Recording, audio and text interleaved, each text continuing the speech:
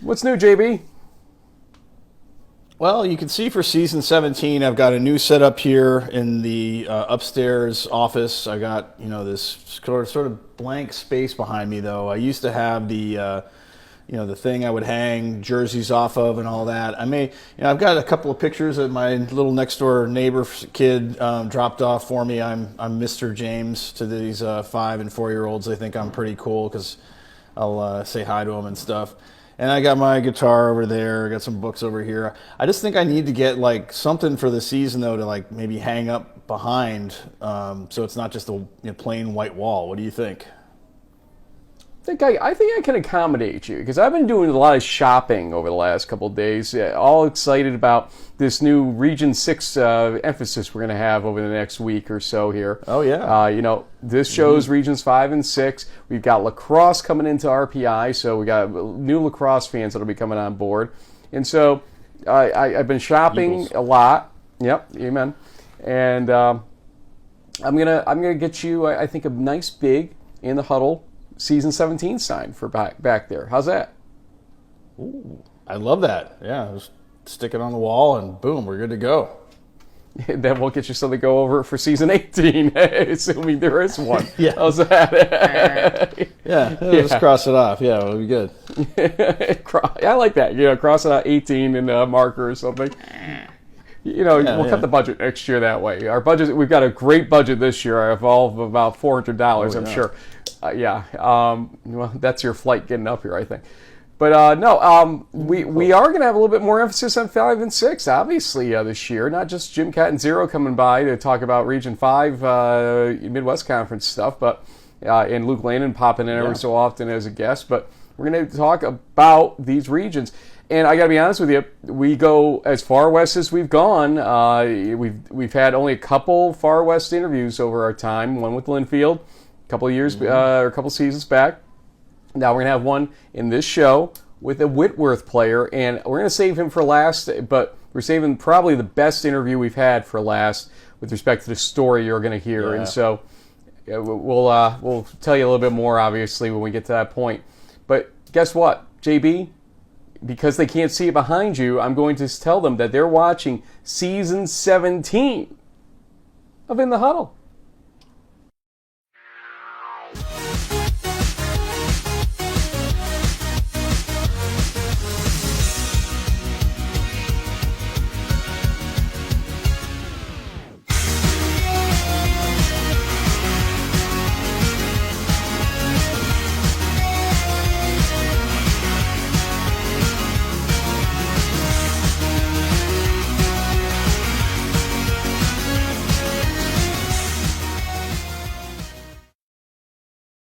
So as I said during the cold open there, we are going to deep dive, he said, into Regions 5 and 6 here.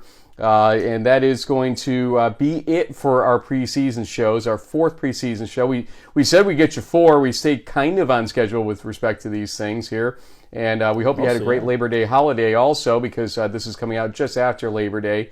And we hopefully have enjoyed it with our families, recording on Friday before JB gets airborne again and starts traveling one more time here. You just keep hitting these airplanes like it's your job, buddy. And so, we got to make this a quick show so you can get ready for that next trip.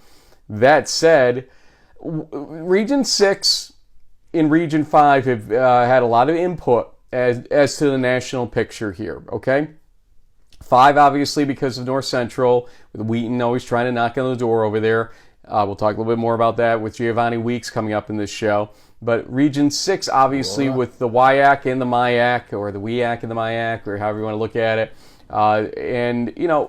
That was the championship conference, the WIAC, at one point in time with Whitewater. And Oshkosh was knocking on the door. Lacrosse made a name for itself last season. Couldn't quite get there with Kaiser Helterbrand.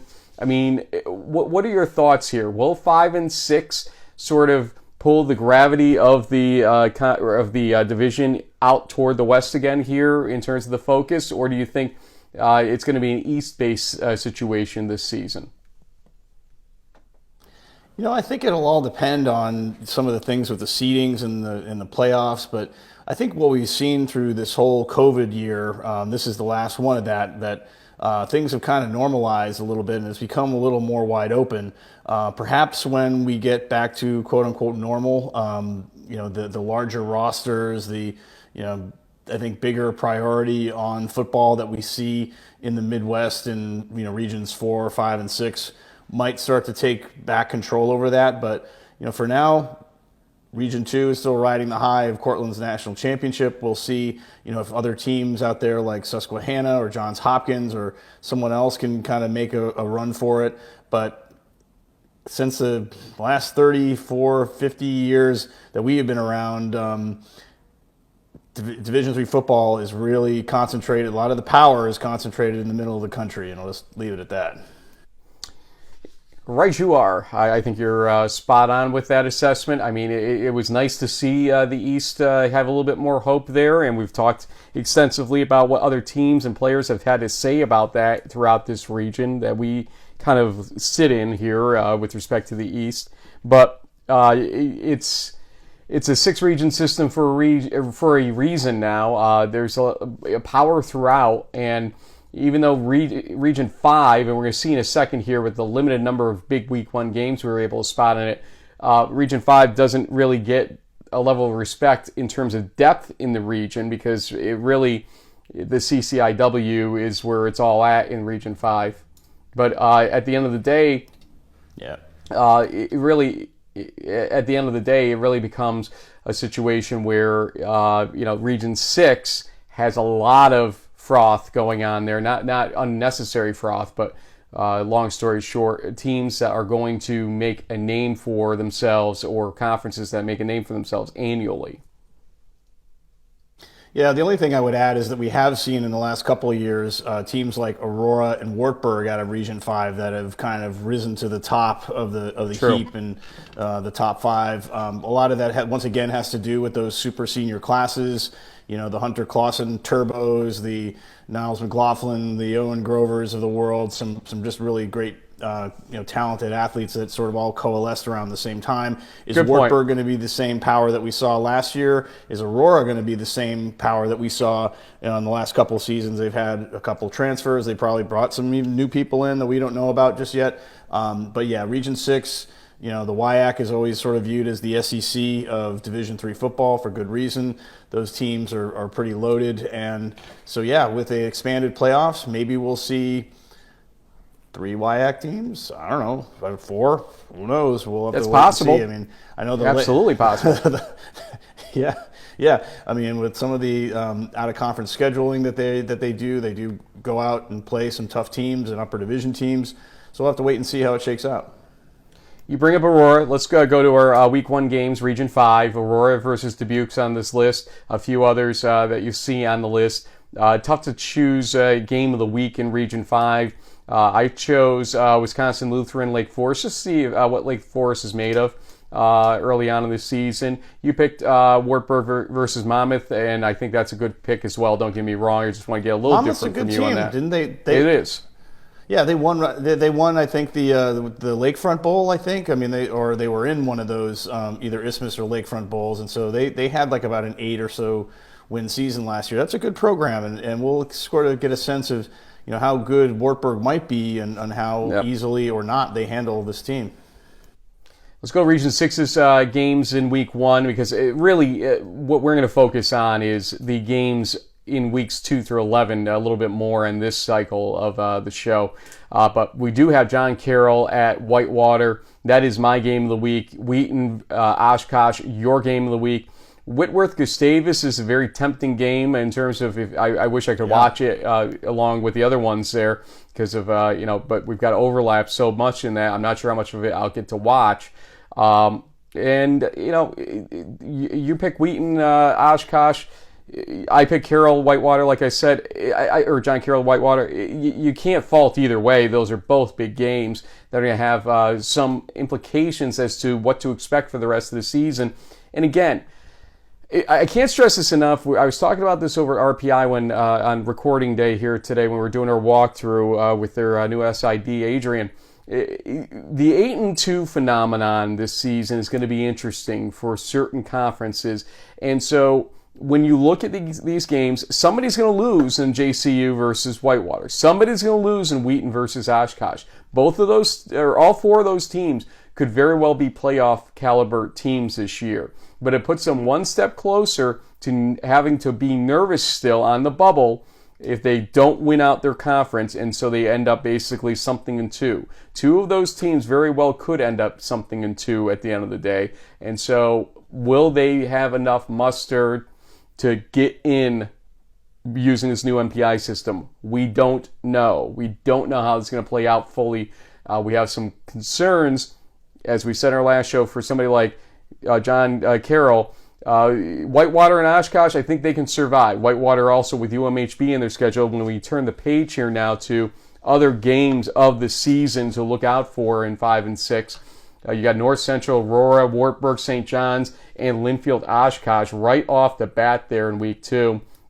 Mary Hardin, Baylor, Whitewater in week 3, Wartburg Central, Redlands, Linfield, Chapman, Whitworth. That's week 3. I mean, talk about rich scheduling going into the early part of the season. Week 4, St. John's, Bethel. The little brass bell game in week 5, and also Oshkosh, Whitewater, among others. Week 6, La Crosse, Oshkosh, River Falls, Platteville also. 7, Redlands and Cal Lutheran may be the highlight there, to be honest with you. Week 8, North Central, Augustana could be interesting. River Falls, La Crosse, obviously. Gustavus and St. John's to have a little bit of a rematch there from last year's interesting result. Then also week 9. Wash U was a great game last Wheaton Wash U, year. yep. That came down I forgot to. Yeah, so. Yep, absolutely. Sorry. Gustavus, River St. Falls, Thomas. Whitewater in 9. 10 in Whitewater, La Crosse. 11, Linfield and Whitworth. I mean, Oshkosh, River Falls too if you want to. But I mean, I just rattled off, 20 games that we're like standing here right now or sitting here right now. These are going to be incredible games. And that's the longest list of things I got excited about out of these, 3 shows we did split up 1, 2, 3, 4, and 5 and 6. There is a lot on the line every week in Regions 5 and 6. And so you may not get very excited about much in week 1. Stay tuned. You're going to have a lot more where that came from ultimately in 2 through 11.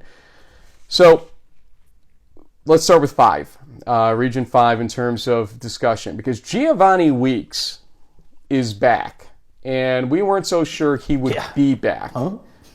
There were rumors he was looking for an upper division situation, and he's very candid about what happened coming up in this interview. He is, I believe, 0-3 versus North Central in the little brass bell game. Yep. And with a new quarterback in control there at Wheaton this season, a new starter at least, it will be interesting to see how much attention he's going to get in that backfield and how much he's going to need to produce for his team to win this season ultimately. I think he may have the most yardage he's ever had, but that might not be enough to win out the way they need to get to the playoffs necessarily. We'll see what happens here. But the long story short is Giovanni Weeks is going to be such an important part of the discussion in Region 5 and the CCIW.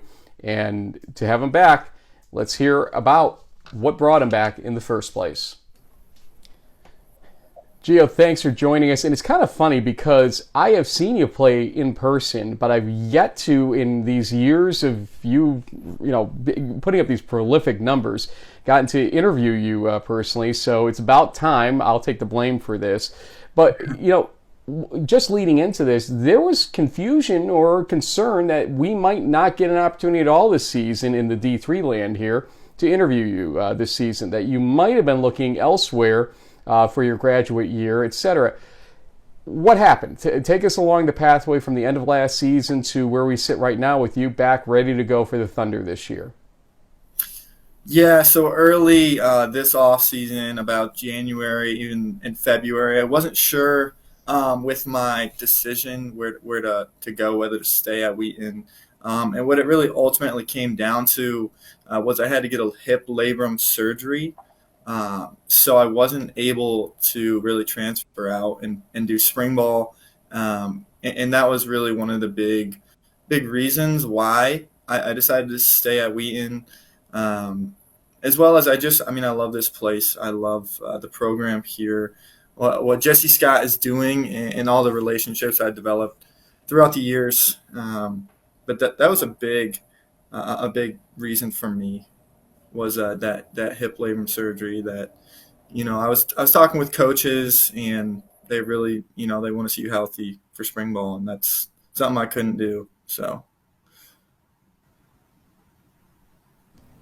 Well, I remember when we got the top 25 ballot information, and I saw Giovanni Weeks is back at running back for Wheaton. I was like, oh boy, here we go. This is going to be exciting. But what was also Yep. exciting, kind of looking back, was the 2023 season. And for a change, you guys had some kind of close calls, some tough games, down the stretch. Like it took that crazy play to beat Wash U, and then you go into the playoffs. You knock off Mount St. Joseph's, and you come like this close to beating Whitewater. I mean, was there sort of a sense of maybe we love to use the term unfinished business on in the huddle? So I'm going to be Frank Rossi for a second and ask you, Gio, is there some unfinished business up there in Wheaton, Illinois?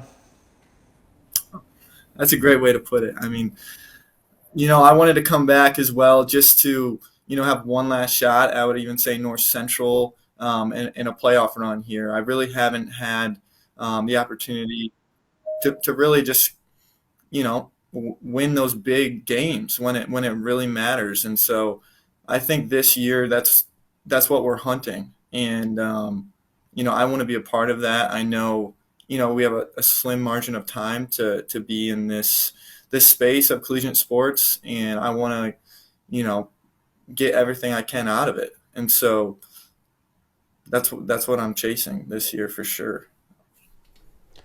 It's an interesting thing to bring up because the game that I attended at Wheaton was the Little Brass Bell game, and it was more or less a blowout. I mean, the scoreboard seemed a little bit more favorable than I think what the feeling of that game was, and I think you know as well as I do, just playing it on your end.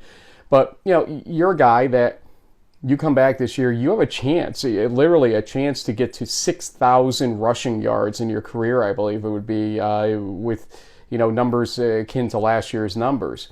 And, we've got all these personal, pluses going on for you. And like you said, you were getting looks from other folks out there with good reason, except for the labrum issue you had.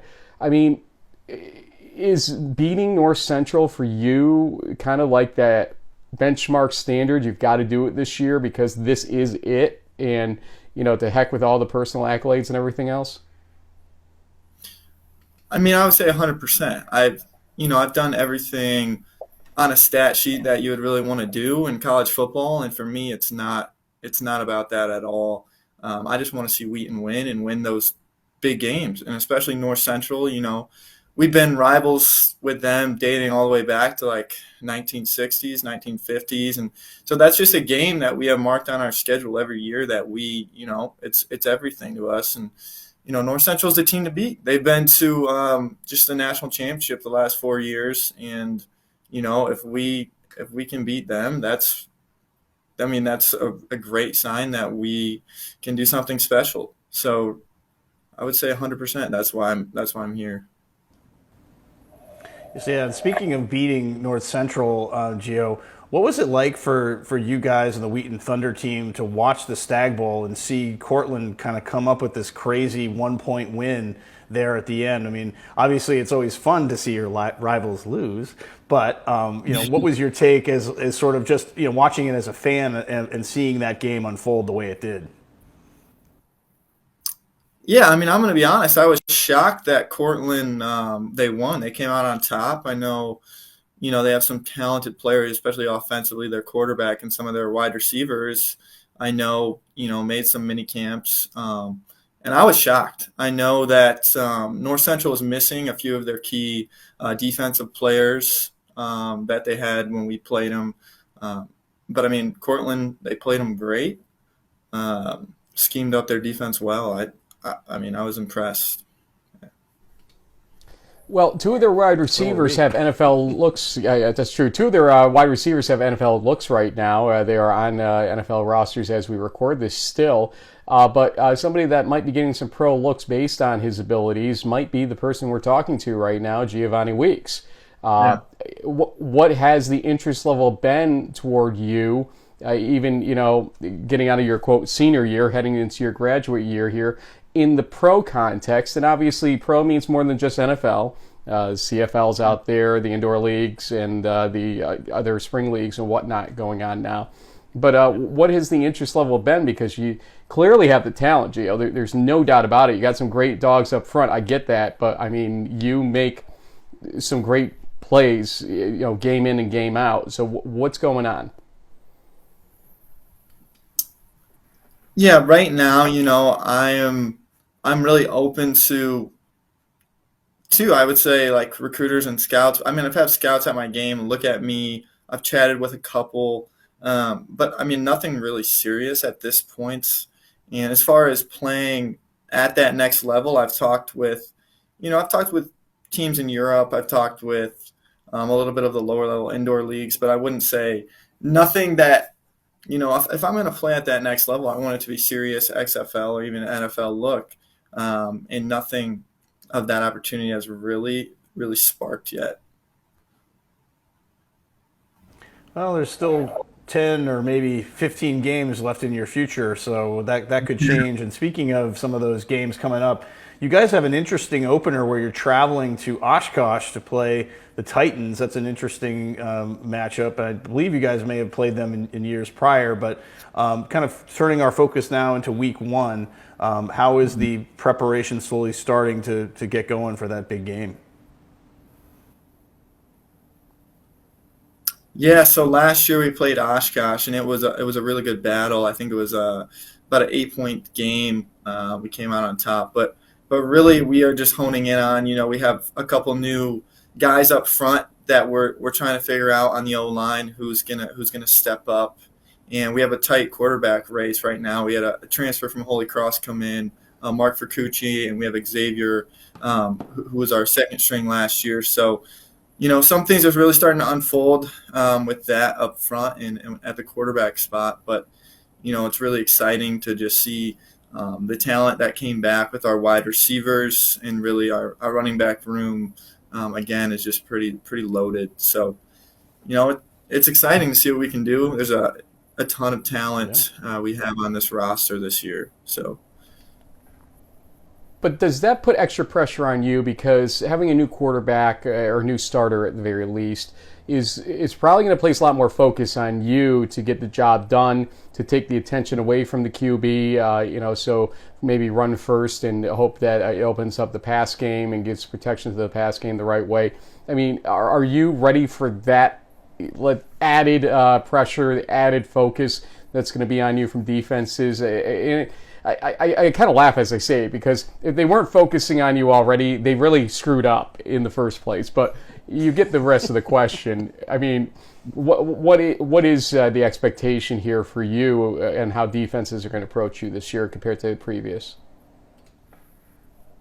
Yeah, the funny thing is, I think last year defenses really did try to stack the box. We were pretty heavy up front with some of those O-linemen we had last year, but this year, I don't think they're going to have that chance to just load up the box and say we just have to stop Gio, because we have guys like Ben Bonga, Seth Kortenhoven on the outside who can beat you if you're really playing the secondary well. So I really don't feel that much pressure to get it done, because I mean I've done this a lot, and I know what it takes, and I'm confident in that. So. If anything, the pressure really feels minimized of just, hey, I'm going to go out there and just kind of do what I do. And I've done it for the last 3 years. So I'm not really feeling that stress. So. Sounds good. Well, before we started recording this, we were chatting a little bit about why Frank keeps me around. And it's for these really hard-hitting questions like I'm about to throw out here. But we're going to have a little fun with this. So I remember when I first saw the roster photo from last year. I believe you had bleach blonde hair, which Yeah. was a very solid choice. Maybe that's kind of it's an interesting look. I mean, I kind of wonder what I would look like if I had the same kind of that Yeah. golden I think it looked golden good. mane. Was that just? Yeah, right, yeah. I mean, okay. So this is what I would have looked with the same hair. So there you go. A little more silver in there than what Gio had. But are we going to see any new hairstylings for the 24 season, Gio, or are you good? Man, I think I've gone through my time here. I've gone through a little bit of a mullet, a mohawk even last year, and I think I'm calmed down for this year. I'm getting a little older now. Got to take life a little more seriously. So I mean, I think it's business professional. I'm all business this year. That's kind of funny. I mean, you told that to a 50-year-old down there and a 48-year-old up here, and we haven't necessarily grown up yet ourselves. So for somebody in their early 20s to tell us that, more power to you, buddy. That's all I can tell you. Listen, I'm going to mention a name here. I'm curious to see your reaction to the name because obviously we were talking about North Central earlier, and the epitome of a player who's also been a 4-year player by the time we're said and done this year, Luke Lanen. Mm-hmm. Somebody that you probably hate, but you also respect, if I had to guess. But what's your reaction when somebody brings up that name ultimately? And well, just go for it. What's your reaction? I'm not even going to go further than that.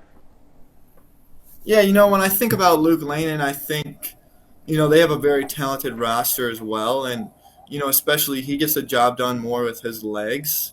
I have a lot of respect for him. I think to come in and be the starter like he was right away, and especially on a team of that caliber is some big shoes to fill, and I think he's done a tremendous job. But I think the name of the game for him is to just force him to throw the ball. The last couple of years he's just been running it, and sure he has legs, but I want to see him beat us with his arm talent, and I'm not sure that is his strong suit, to be completely honest.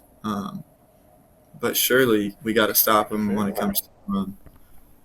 Well, I'll give you credit, and people are going to try to bulletin board you on that. But I mean, to a certain degree, you're right. That's how Cortland pretty much got the second half scenario to roll the way it was. So even the first half, to keep them down to a touchdown in that first half, was to try to force the throw. Eventually, Luke found a way to run the ball and then open things up to pass the ball to his receivers late in that game. But you're right; it's an interesting situation, and we'll see how your defense stands up to him. Not that late into the season, because you guys do play them still a little early, although a little bit later than I remember last year, I believe. But it's around that fourth week, 5. Thank you.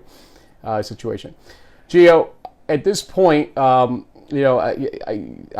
might get out there. I don't know. We kind of evaluate the season, mid-season, as things start forming, and it probably is going to be one of the biggest games on the game roster that weekend, so we'll see what happens. But before anything else, we give our player guests a chance for shout-outs to any family, friends, teammates, anybody that might be watching.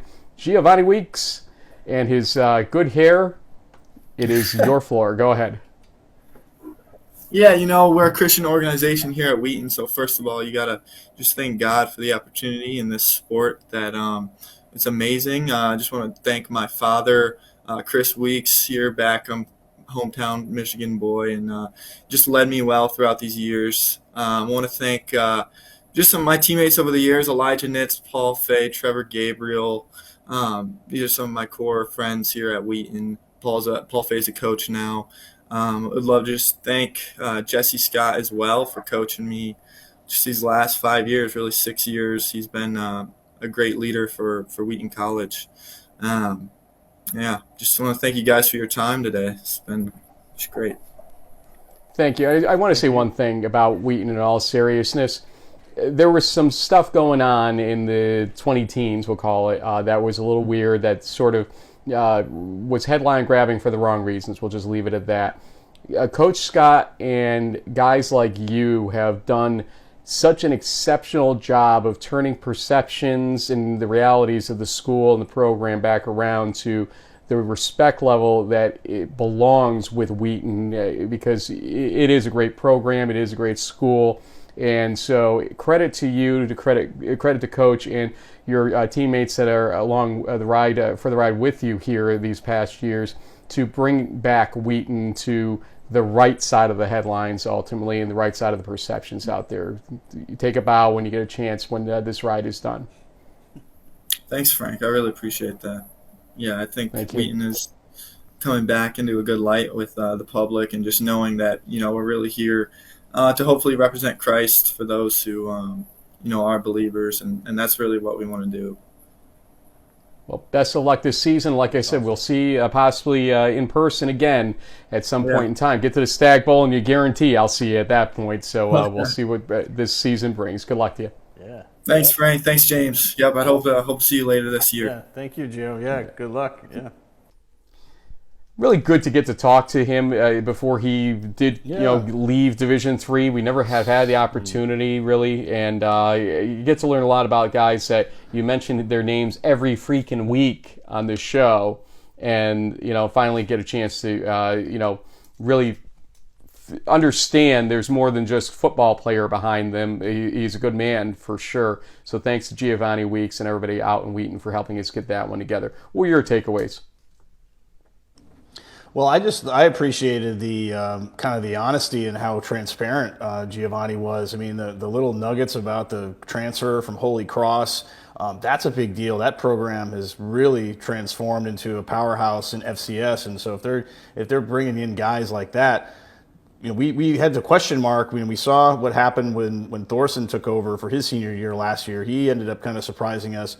This could be an even bigger, better quarterback situation. We don't know yet. We'll have to wait and see. There is an incumbent who's been with the program. He probably knows the playbook better. But it's interesting that Wheaton's still doing what they can and kind of going all in with bringing in these transfers and some of these other players that have come back to take that one last shot to take down North Central. It'll be exciting. I went to that game last year, and it was a little lackluster in terms of how it started out. And again, the score did not represent kind of how North Central controlled that game from start to finish.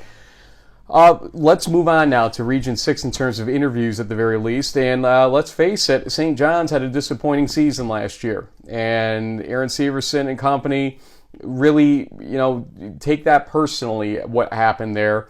To get to meet him as well, because another name that we've said ad nauseum last year, and with the Gagliardi Trophy semifinalist nature and everything else that came with it on the show, with that, he's a quality quarterback in a quality program that is used to being in the playoffs. They need to get back there this year, though, as he tries to graduate off here, on a high. Let's see what his thoughts are and what his team is thinking as well heading into this 2024 season. Aaron, thanks for joining us.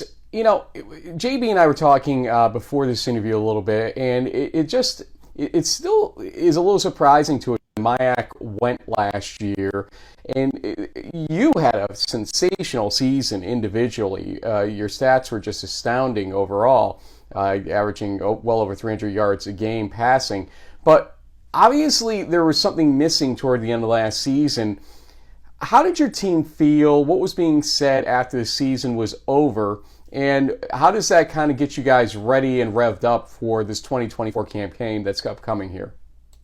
Yeah, it was really tough. We were put in unfamiliar territory last year where we didn't have that automatic qualifier. Every year I had been at St. John's up until last year, we had the Mayak title, so we were automatically in. So having to watch that Sunday and not know if we were in or not, and then not seeing our name get called, that really stung. And I still remember where I was. Still remember how I feel. And I think that's something that a lot of the guys felt, and hopefully we can use that this year to help keep us burning and keep that fire going. And if that doesn't wake you up and make you want to push a little harder, I don't know what will.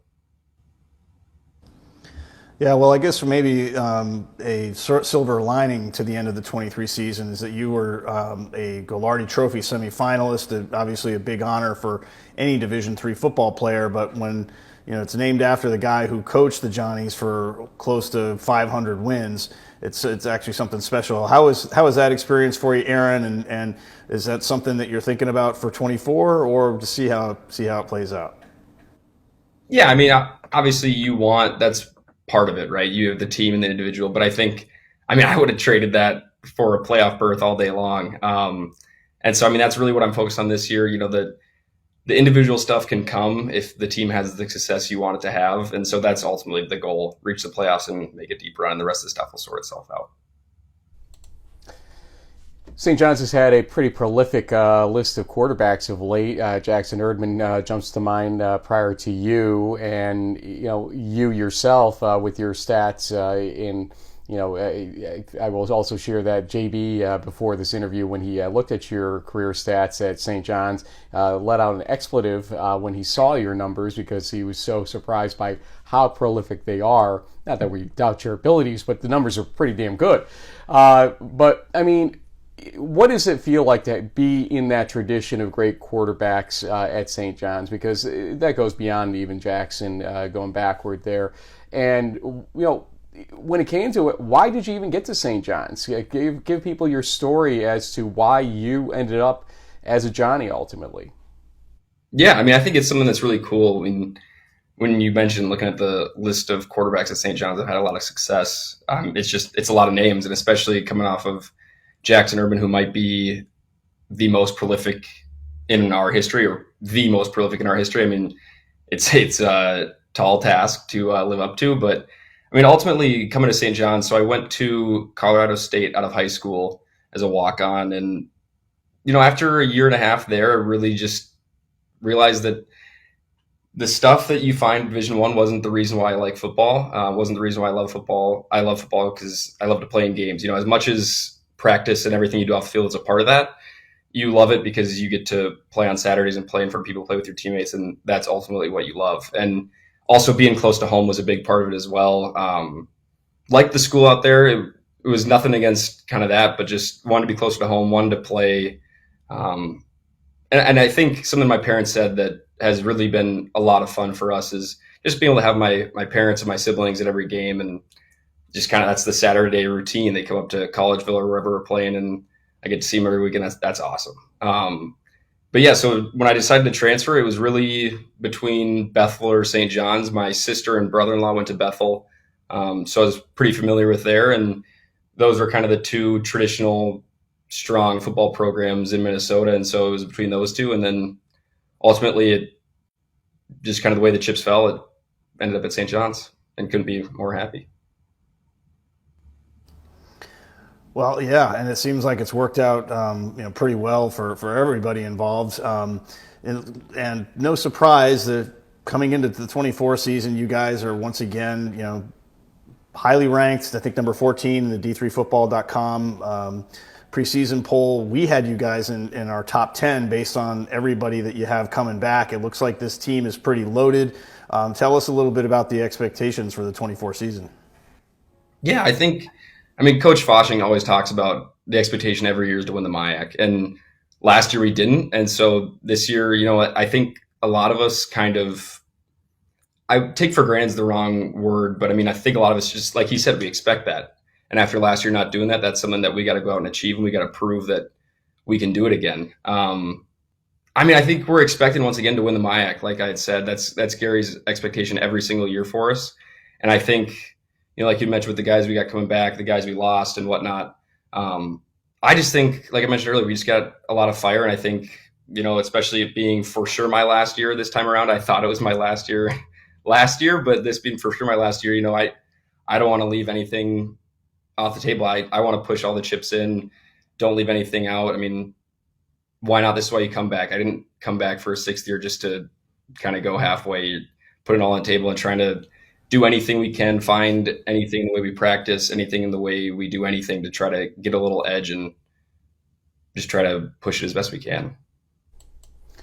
Before we even get to the MIAC part of the season, though, really, that Wartburg game is kind of hanging over everybody. I believe you're home in that game this season. Obviously, a team that's losing some of their top players, Hunter Clausen, McLaughlin. There's this linebacker of note. Yeah, that guy who I'm sure would have loved to come visit you in the backfield back there, but he's graduated off, thankfully for you, probably.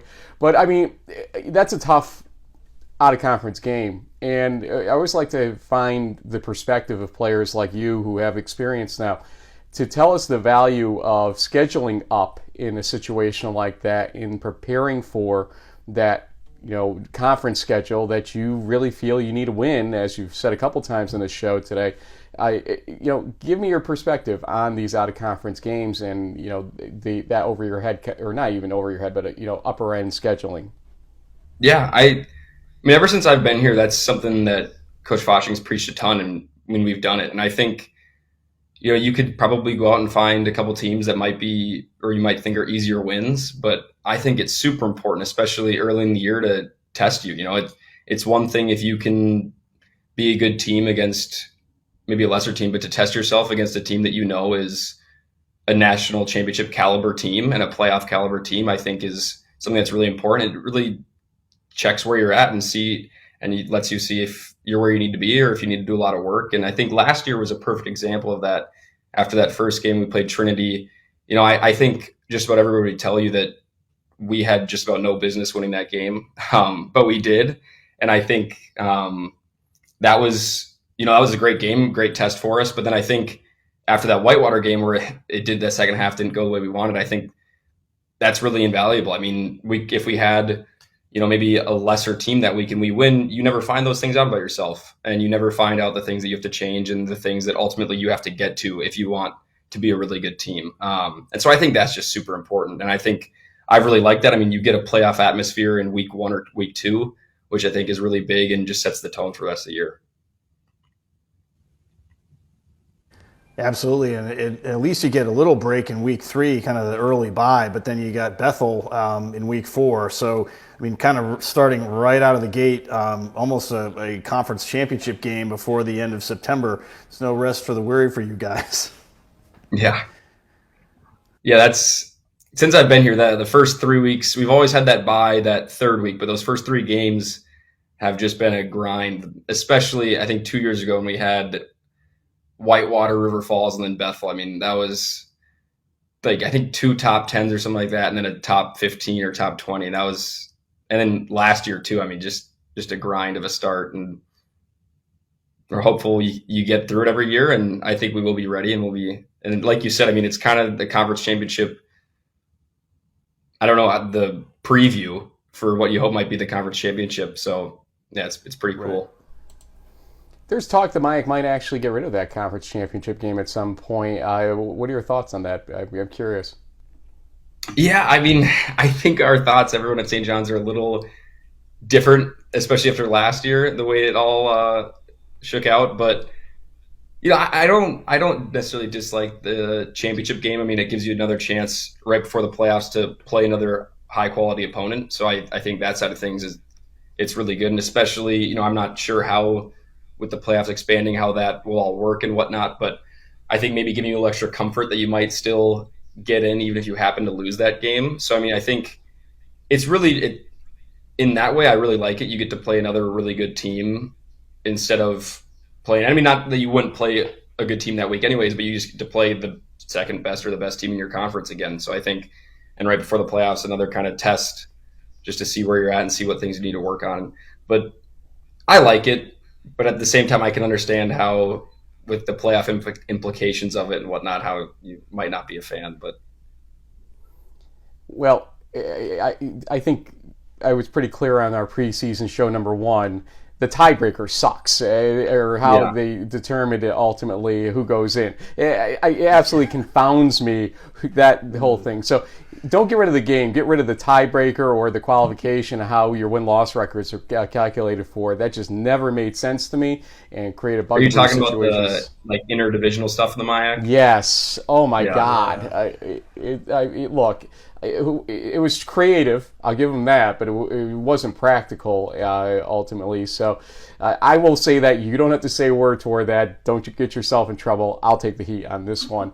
Aaron, also, though, you talked about the fact that you didn't know if this would be a season for you at all. What were you going to do this year, and what are you going to do after this season or this school year if you're going to go the whole time there? I mean, what's next for Aaron?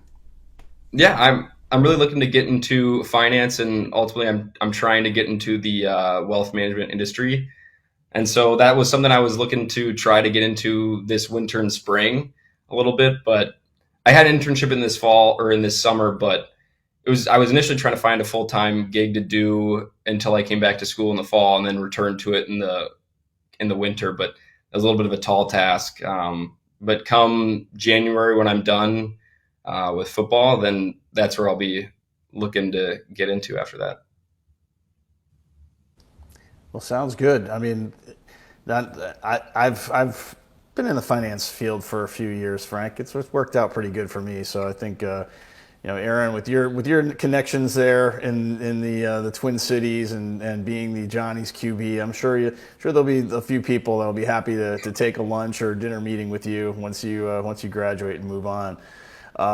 Frank, I think this is about that time where Aaron, we watched your career over the years. It's been a pleasure having you on, and I'm not sure how many Johnnies watch the in the D3FB Huddle out there in Minnesota, but we have a tradition on the show where we invite all our student athlete guests to give shout outs to any friends, coaches, former, current teammates, family members, etc. So the floor is yours, Aaron Syverson. Oh wow, I didn't know that. That's put me on the spot. I mean, I did get engaged 2 days ago, so I'll give a shout out to my fiance on that one, and just my parents. Hey. Yeah, thank you. But I mean, shout out to my parents and all my family, and my friends. They were all over afterwards, so that was a big hoot and really a lot of fun. So yeah, I guess we'll go with that, and then I guess give a shout out to all the my fifth year guys last year that aren't back now. It's my first year at St. John's without some of those guys. So it's a little different, but it's still a lot of fun. It's just a little new not seeing some of their faces around on campus. First things first, fiance's first name? Gabby. Gabby, got a great guy there, so congratulations to Gabby. And clearly she said yes based on the fact you even brought it up, so congratulations. Any date-ish timing for the wedding, or are you guys going to just kind of let this flow and see where it goes? Yeah, we actually had already booked a venue, so July 12th of next year. He ain't messing around.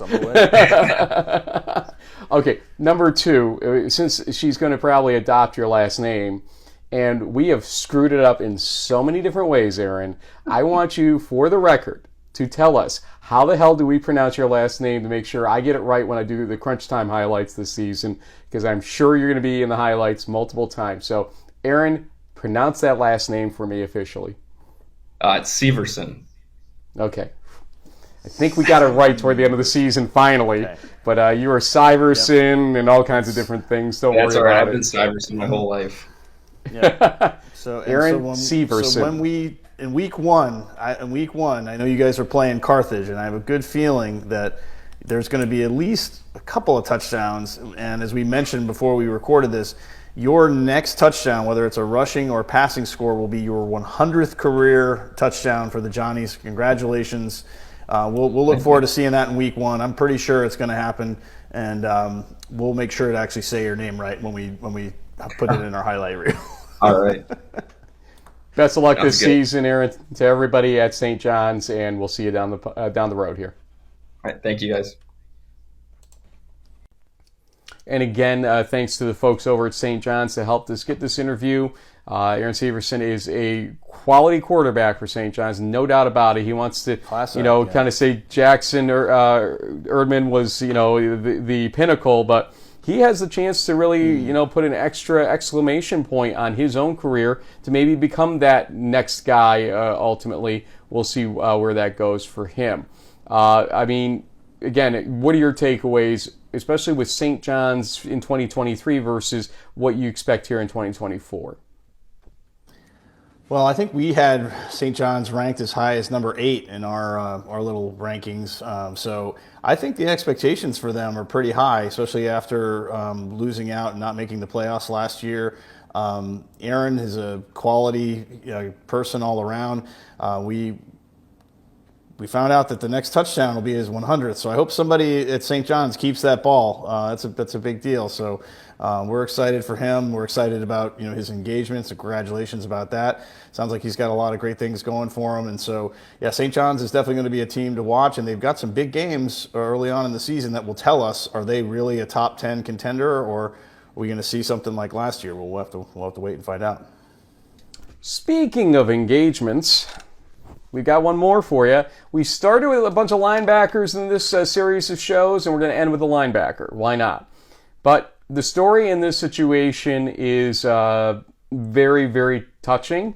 We almost cried. I'm not going to lie. Both of us submitted it after it was all said and done in terms of the subject matter you're going to hear about and the maturity with which it was dealt with by our guest. Whitworth is a team that surprised folks last season because Linfield's been the top dog for a little while out there. There's no denying that fact. Post-COVID, it's been Linfield pretty much out there. But Whitworth finally broke through last season, wins the Northwest Conference, and essentially, is a team that wants to continue in that momentum. Linfield's probably going to want to stop that, but Whitworth's got a big game against Gustavus to start things, just to see who they are early on in this season.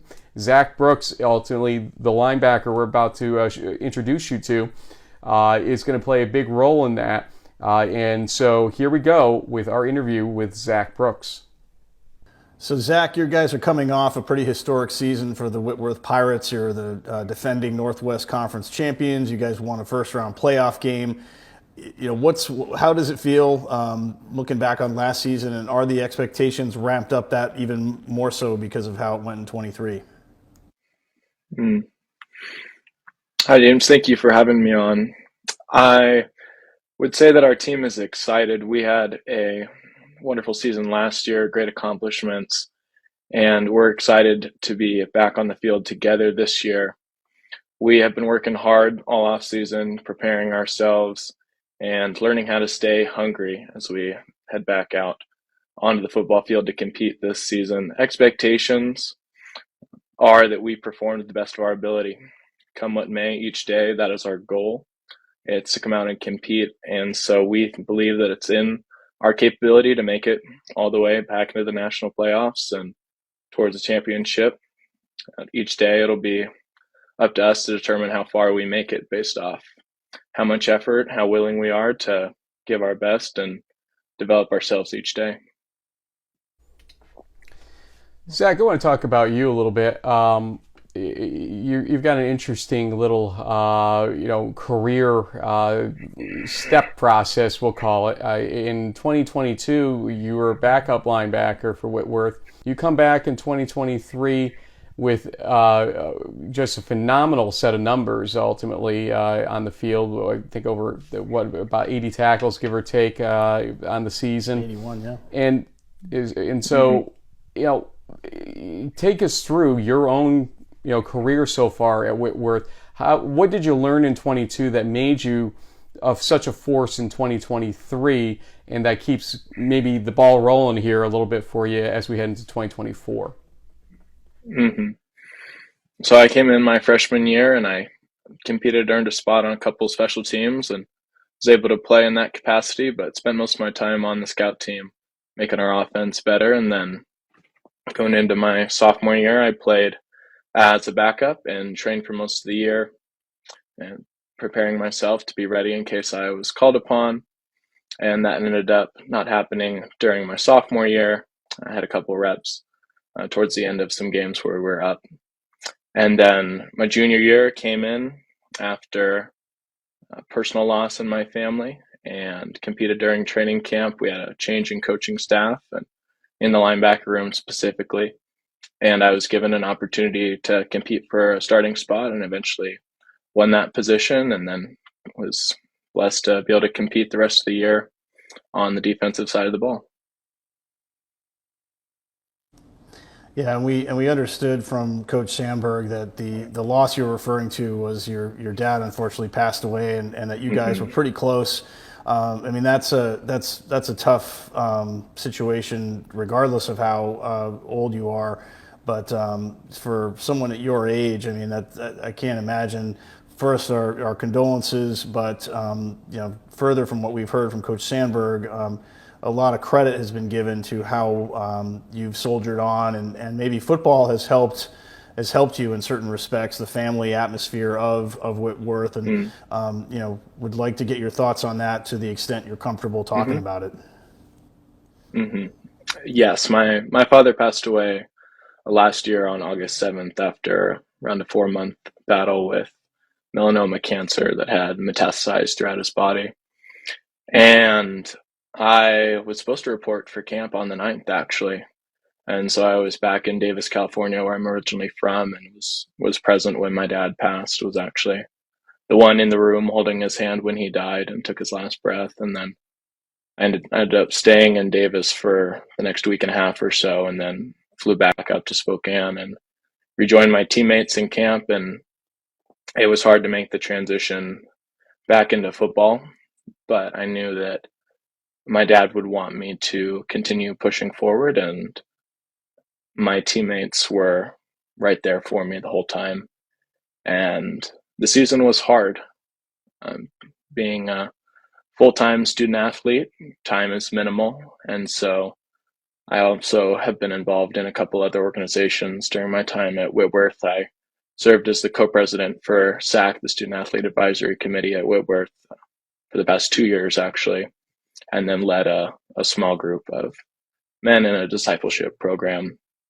And so I had a lot of demands on me that kept me, I would say, grounded and drew me out of myself during a time when it would have been easy to pull away and to withdraw from outside life in time of grief and mourning. And I'm grateful for all the people who were around me and supported me, and teammates who were overjoyed to be by my side and lift me up and make jokes and bring me back into the family. I was incredibly grateful, and I had the opportunity during our off season to share more deeply with my teammates about my experience and my story. I'm grateful for those opportunities and the way that Whitworth as a program, well, as a university institution, and then Whitworth football in particular as a program, creates spaces for us to be a family and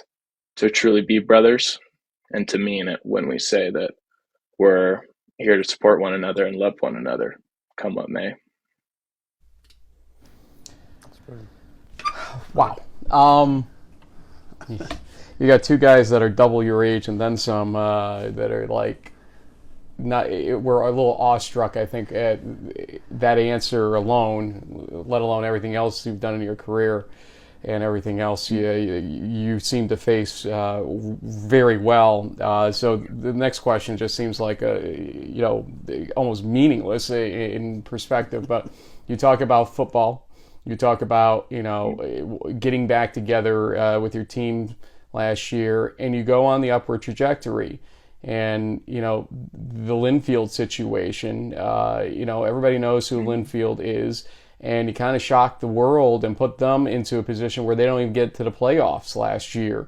It's been a long time coming in a lot of ways because of, obviously, it seems like you guys are the two teams to go at it in the Northwest Conference. We, at least since COVID, have been talking about these two teams. But to finally get there and now maybe have the bullseye on your back, I mean, how do you convert that now into momentum? How do you take everything that you've been through yourself and that kind of mountaintop scenario, even though you didn't maybe progress in the playoffs as far as you wanted to, how do you roll that now?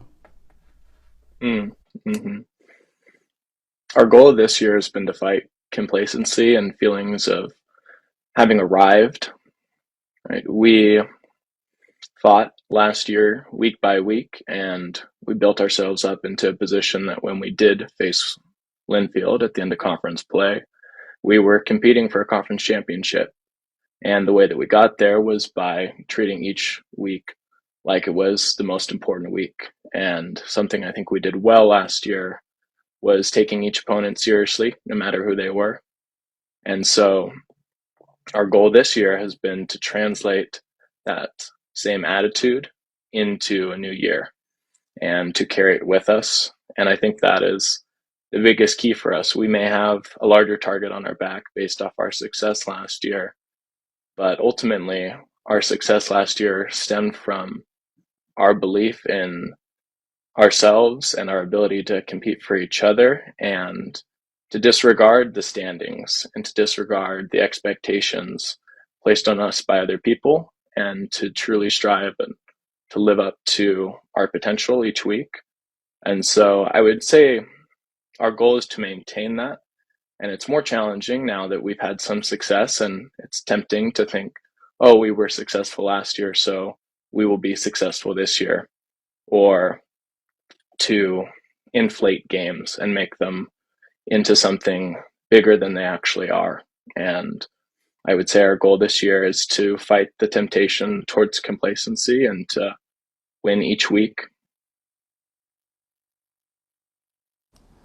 Well, I think I have a two-part question, or maybe half of it is a comment to follow up that. I mean, ironically, the Northwest Conference poll just came out, and you guys weren't picked first.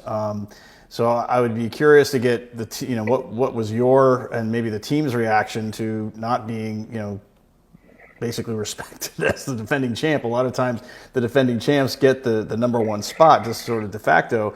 But number two, iron sharpening iron. I'm looking at your schedule over here. You open on the road at Gustavus Adolphus, which was an improved team, had a Gallardi, I think a semifinalist, Frank, or at least someone who was nominated, a pretty strong wide receiver out there. You're playing Eastern Oregon, which I believe is either an NIAA school or...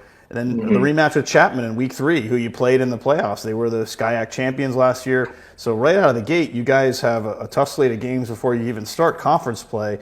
So getting back to what I was originally saying, thoughts on the preseason, maybe snub, and then kind of looking ahead to how is that schedule going to help prepare you guys to defend that championship? In terms of ranking, in the most respectful way, I would say our focus is not on rankings or external projections. Those are pure speculation, and while to observers they may be significant, to us as a team who's actually playing in the conference and competing, our biggest concern is with our preparation at the moment and our upcoming game next week against Gustavus. And our goal is to focus on ourselves in that sense and what is within our control. And simply put, preseason rankings are beyond our control. That's the nice way of saying they're not worth the paper they're printed on quite often, and we understand that for sure because some of our preseason rankings have gone up in smoke over the years. So we get that fully. Zach, besides focusing on football, you're focusing on, from what we understand, a little bit of a big moment in your life from the off season. Somebody had whispered to us that you may have gotten engaged actually in the off season. And so, what is the first name of the lucky lady? And what is the prognosis for walking down the aisle? What time frame are you looking at, and how does that factor into everything else going on in your life right now? So I proposed on June 20th to my now fiance Ukiah Bilardi, and we're engaged, and we have set our date for May 31st next year. So it's about 2 weeks after we graduate. So we'll finish out this year together. She is also attending Whitworth. She is studying health science and planning on going to graduate school for physical therapy. So we will be planning a wedding in the midst of football season, which will be exciting, and then enjoying the rest of our senior year together. And then, Lord willing, we will be going wherever she gets into graduate school. JB, before you jump in, Zach, I'm just going to remind you, she's going to be planning the wedding. You're going to show up at the certain moments to make sure that you're doing all the things she wants. Okay, the fittings and all those things. And the best thing you can say is, you're right, dear, and yes, dear, when it comes to any choices or decisions she's going to ask you for input on, just go along with whatever she wants, because it's just the way it works. JB will tell you that as much as anybody down there, and he'll have the next question. Yeah, several years now, and very happy. I just keep, keep saying yes, dear, and everything keeps going well. But you're talking about, your fiance's future career. I also understand that you have almost a perfect GPA, a 3.9 plus. So, I mean, you're probably going to have some different options. What sort of career are you considering about pursuing once you decide to hang it up from football? Mm-hmm. So I will be graduating with a degree in English writing, and my plan is to work for a couple years while my then wife or current fiance is in graduate school. And after that, I plan on applying to graduate school for clinical psychology. So I will be applying into a doctorate level program, and then my plan is to complete that degree and then end up in a position where I'm able to work at an institution as a professor and a researcher, and then also have a practice of my own where I can see clients and work with people who are struggling and attempting to sort out their own stories and to improve themselves and grow. One of the best parts of this show is, especially as we've expanded since 2017 to an East Region show, and then in 2020 and 2021 into a national show, is getting to talk with players from schools. We did talk to Ethan Peliquin back when from Whitworth, but we don't get out there much in terms of getting to talk to you guys. We've had some Linfield guests and whatnot, but I mean, meeting you, Zach, and for those that are watching out there, you probably just made a bunch of Whitworth fans, get created out of thin air because of your story and how you carry yourself out there. So when they hear the name Zach Brooks on our show during crunch time, when we run our highlights at some point, they're going to know who you are, and they're going to be like, yeah, I'm happy for this guy that he is gaining the success that he deserves on that field. You carry yourself very well.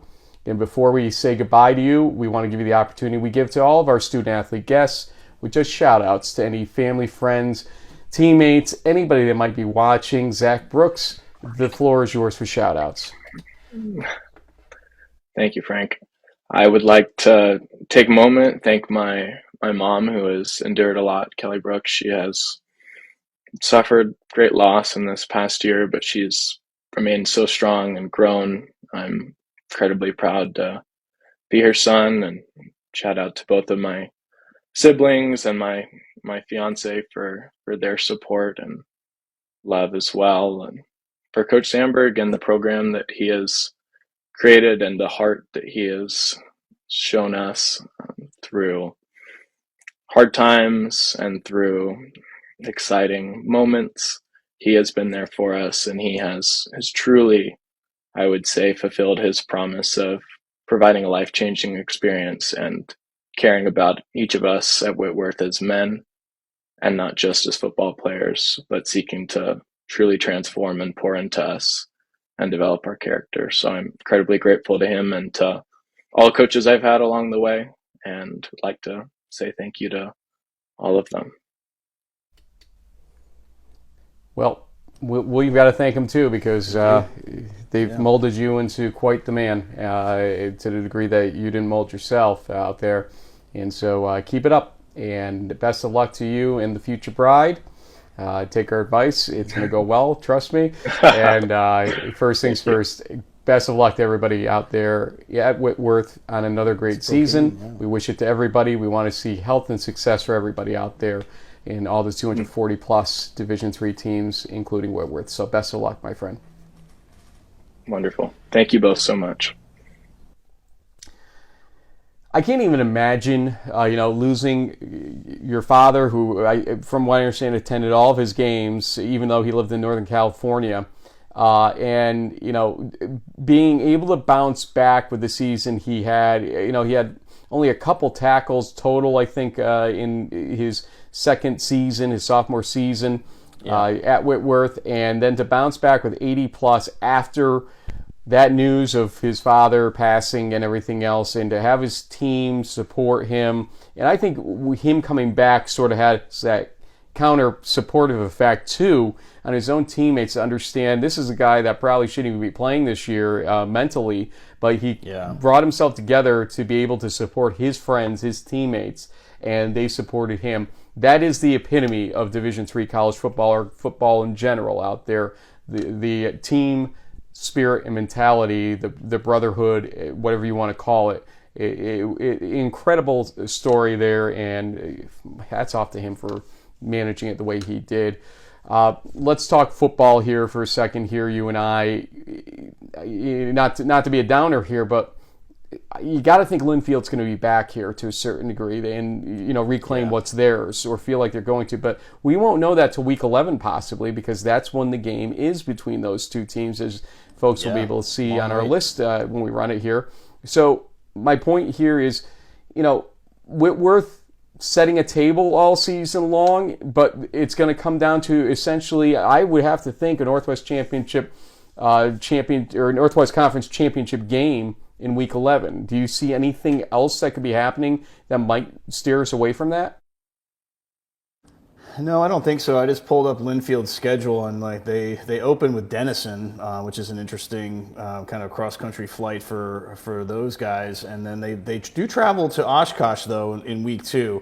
That'll be an interesting test for Linfield, especially you were talking about the something and one. If they lose that game and they end up running the table the rest of the way, the game against Whitworth could only be for the conference championship, but it could be like a playoff elimination game for one of these teams potentially, especially if Whitworth trips up at Gustavus in week 1.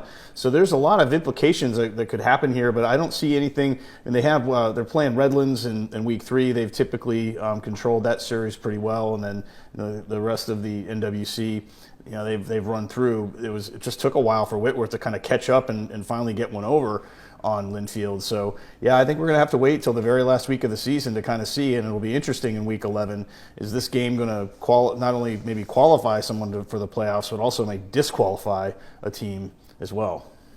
Good point, absolutely, because aside from the individual games that we've pointed out, Gustavus and Oshkosh for those two teams, basically, I don't know if their out-of-conference schedule is going to be enough to propel them at something and 2 ultimately to a playoff slot if they need to get a Pool C bid. And let's face it too, even though we've been told that the committee has been given more money for travel and all this stuff, and maybe they're going to expand the 500-mile rule, Tacoma, Washington is about as far away that you can get in the United States, except for being into Canada and Alaska. I mean, so I think if the committee, if this Whitworth team is sort of on the bubble, they're not going to want to include a team that's going to always need to fly or send teams up to the furthermost northwestern corner of the country. So there's a lot riding on their wins. The numbers only now. The numbers are the numbers. Yeah. They can't. Well, if they're 9-1, no. that's one thing. Yeah, but there's no decisions anymore. Oh, well, okay. Yeah, we're going to know the numbers enough to know where these teams fall, and they're supposed to be picked. That is the mandate now. You pick them if they're in the numerical slots, just like in hockey or anything else. Where you fall is where you fall. You take the teams off the board that are your automatic bids, and you'll let the cards fall where they may. What helps the NWC is the fact that they get 3 out-of-conference games, and so if Linfield maybe runs into trouble, they could be boosted by Oshkosh or Redlands or Denison. And the same thing with Whitworth. I mean, although they have one, I think, NAIA team in Eastern Oregon, maybe they're FCS, but they have Chapman and Gustavus on their out-of-conference schedule. Yeah. Chapman won the SCIAC last year. That could boost their number. We'll see. Yeah, no, that's a good point. Redlands needs to be better this year for Linfield to really get a benefit from them. So we'll see how it plays out. Let's go quickly through the different conferences in both regions and give our predictions here. In the ARC, will anybody take down Wartburg even with the new cast and crew? I don't think so, but to be fair, I'm not sure I know enough about what's going on with Central or Co to maybe challenge them. So I'll stick with the Knights for now, just based on the run that they had last year and that they've got to be reloading to a certain extent. Wartburg Central in week 3, so we'll find out pretty early on that. I'll give the nod to Wartburg myself. CCIW, Luke Lanen is going to be locked and loaded. I mean, he could break the all-time D3 all-purpose yards or offensive yards record, over 14,000 and change basically this year. If he does what he's done the last couple of years, he will break the record basically, and maybe even touch 15,000 total offensive yards because of his rushing and passing. It is amazing. I think he's locked and loaded. Do you think Wheaton has a chance, or anybody else in there, to beat our friends over at North Central? Well, I don't know. Now that Giovanni Weeks said that you have to force Luke Lanen to pass the ball more, maybe that could be added fuel to the fire. We might be seeing him throwing for 6 touchdowns a week here on out.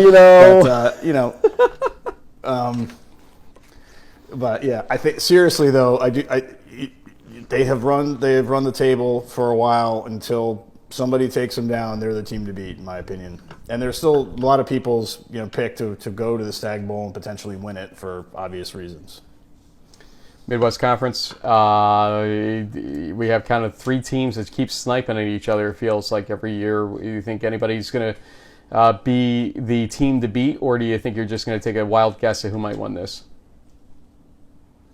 Yeah, I might go with a wild guess. It'll depend, I guess, on can the Illinois College Blue Boys reload from what they did last season? I mean, they had the quarterback with all the crazy numbers and all that kind of stuff. Monmouth had a good season; they were 8-1, 9-2 overall. So I guess I'll stay with the Blue Boys for now. They actually have a couple of games, both early on and then mid-season, that will kind of tell us where things are going with that other team that likes to go by IC. We usually think of Ithaca, but out in the Midwest, that's Illinois College to you. Yeah, I'm going to agree with you on actually on that one as well. The NAC, the NACC, interesting to try to look past Aurora. I don't think you can. I mean, nobody really held a candle to them in that conference last year, I feel like. Nope, and I don't think anybody will. Just looking through here, I mean, maybe St. Norbert could give them a run. I mean, they were 7-4 last season, and they lost a couple of games in conference. They've been sort of the one team that's been pretty historically strong in that area for a while, and they've got some good out of conference games. Maybe we'll see if they challenge them, but I think it's Aurora by a landslide. Region 6 in the MIAC, Gary Fashing, I'll tell you, will not let this team lose this conference 2 years in a row or not win it 2 years in a row. So I will pick St. John's in the MIAC. Your thoughts? Well, I mean, Gustavus does have Jake Breitbach. Is that how you say his name? Yep. Yeah, finally got it right. And so one of the things that'll be interesting to see is how Jake and his team matches up against Whitworth in week 1.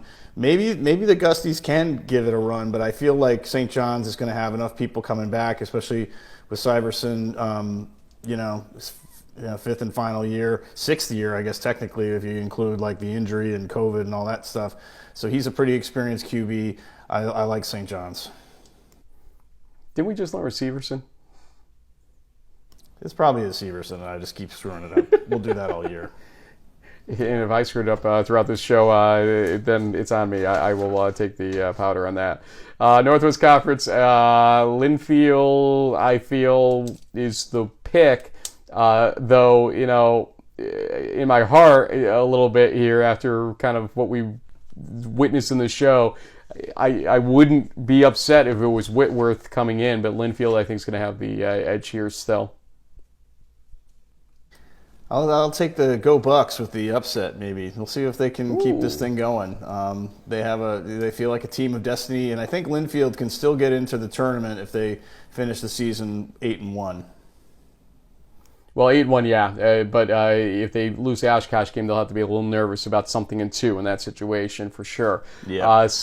Skyac, I'm going to go Chapman on that one.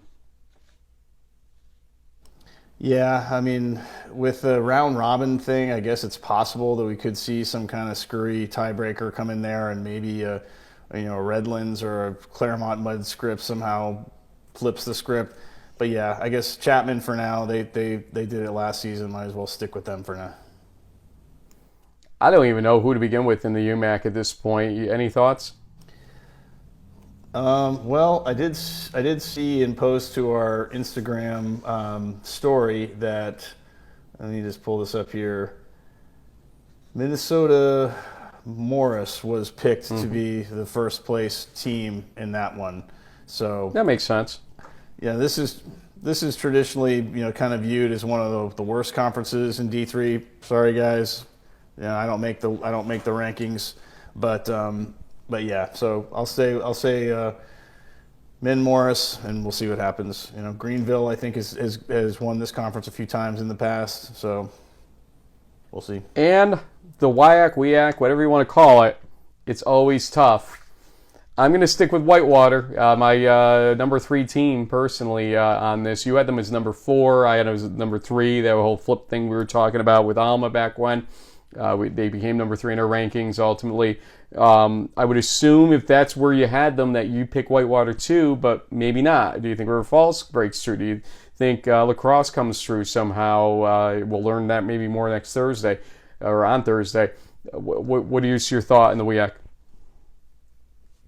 Yeah, I mean, I think for now I'm going to stick with Whitewater for the exact reasons that you said. I mean, it'll be interesting to get an up-close and personal look at La Crosse and see what that team looks like, especially with some of the graduations that they had after last season's semifinal run. They were a great team, and honestly, that game pretty much gave Cortland the blueprint of how to beat North Central. So it was, a mobile quarterback who can throw.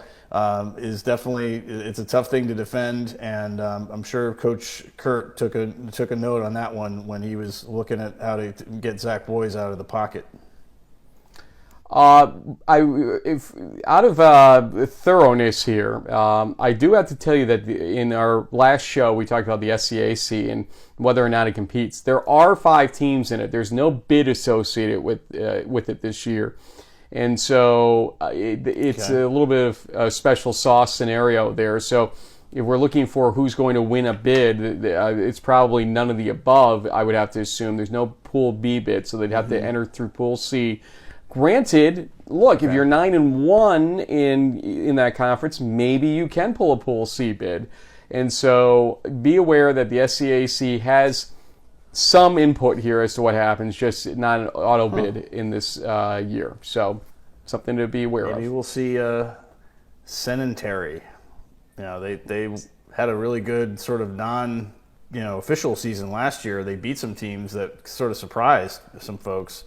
Would it be interesting if they, in their first year, get into the playoffs? I don't know. We'll see.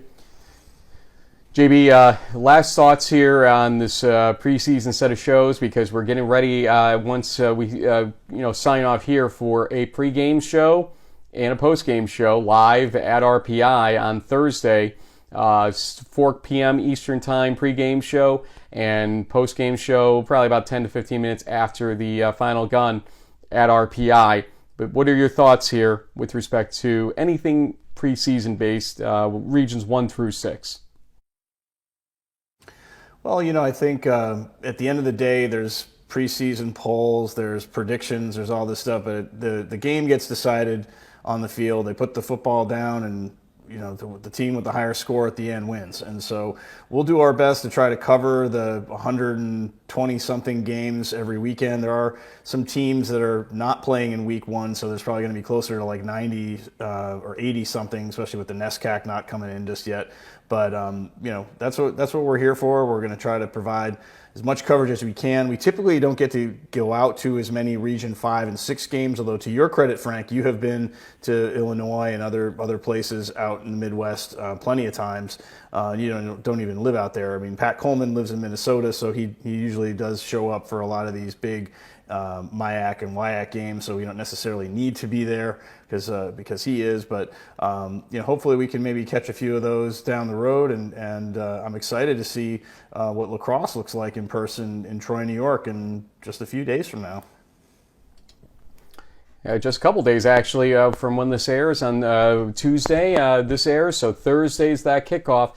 And I'll tell you, we're ready. We've made up for lost time to a certain degree with 4 shows. We are ready to get some football played and to bring you the coverage that you're used to. So, enough talk. Well, maybe a little bit more for an hour before an actual kickoff, but we'll be ready with fans getting into a building and players hitting the sideline and the national anthem playing until kickoff, when we'll go and cover things for Twitter purposes on the sideline, both JB and me. We're going to have our move our show, per se, although we're not going to have a pregame show, Friday at Utica, Union at Utica. And, then on Saturday, I will be at Johns Hopkins at Ithaca. So some great games across the board. Get ready for lots and lots of D3 football. We will be bringing it to you in person and then on our show the following week with Crunch Time. Talk to you soon, folks.